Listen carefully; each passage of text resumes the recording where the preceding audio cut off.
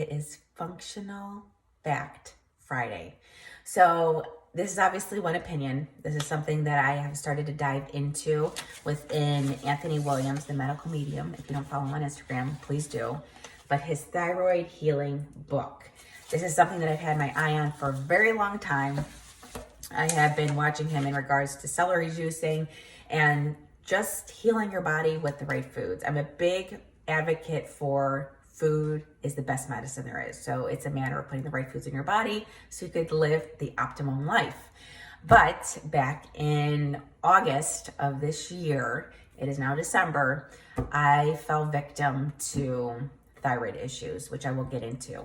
But I want you to stay tuned because it isn't what you think it is. And we think it's inherited because both of my parents deal with thyroid issues, but it may be, but also may not be. So stay tuned for that. So I'm going to give you a quick backstory on what happened to me and then the actions that I took and then the testing that I did, and then understanding that that testing isn't necessarily the true indicator of what I'm experiencing, that what I'm experiencing was actually triggered by past situations, and it is viral, not hormonal, which is crazy. So backstory quickly on me. I became very familiar with thyroid issues 6 years ago, when I was pregnant with my first daughter, and my mom went through an awful time. Long story short, she ended up being diagnosed with Graves' disease, which is severe hyperthyroidism, depression, and anxiety, and she was finally put with the right endocrinologist and psychologist to figure it out and put her on the right medication that she now has to live on for life to keep her body regulated. So throughout that time, it was a very difficult, traumatic, exhausting, frustrating experience because we didn't really have answers in the beginning, and it was something that none of us were familiar with. I learned a lot, and I made a vow that day that if ever I was going to experience any of those symptoms or felt them coming on, I would take action. And I would be my biggest advocates for staying healthy and preventing any of the things that my mom experienced. So my dad's hypo, my mom is hyperthyroidism. So I knew eventually I may be experiencing thyroid issues, so I was going to be proactive.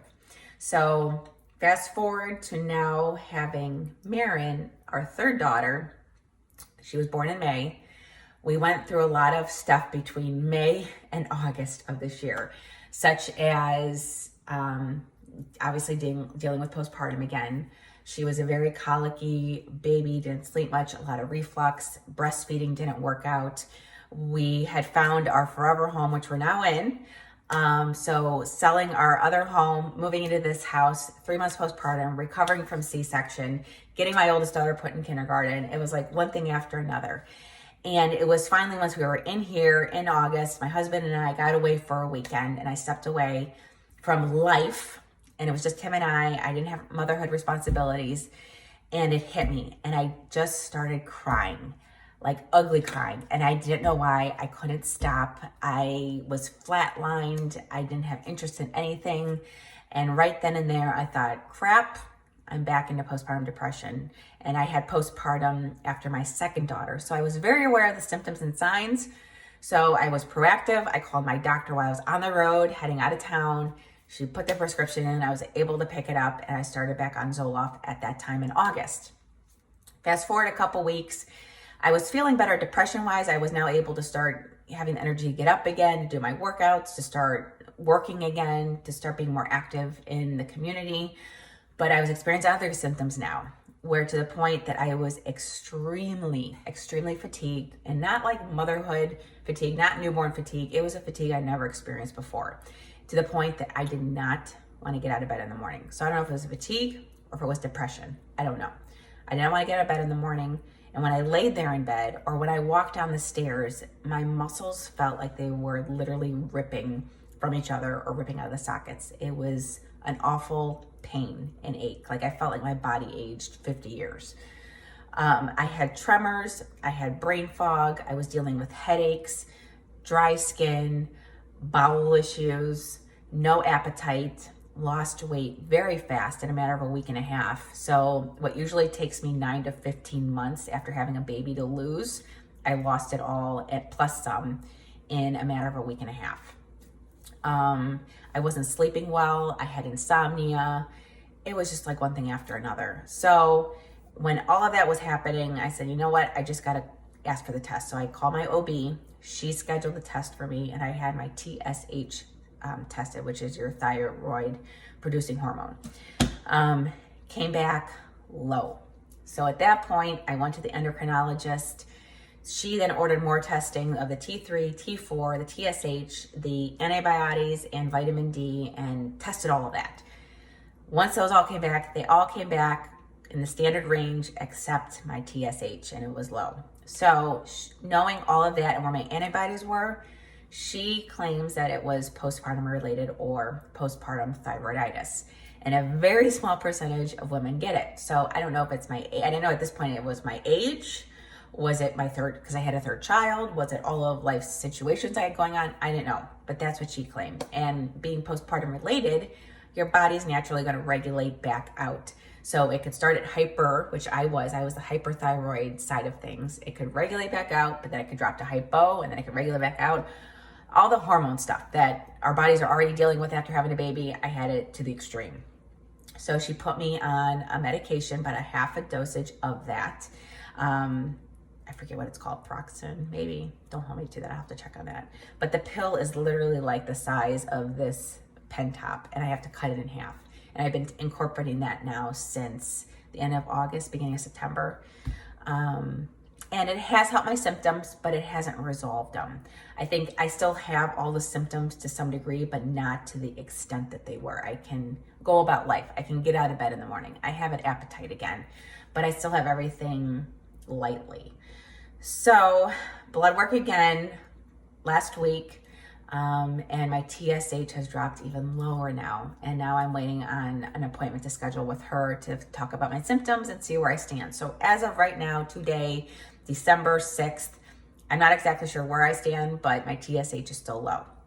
So without waiting on my doctor, I was ready to take matters in my own hands and figure this out, because I know how powerful nutrition is. I know that it is life's natural medicine, and I'm already big into meal planning and meal prepping and doing the best I can and eating the week and keeping the junk out of the house.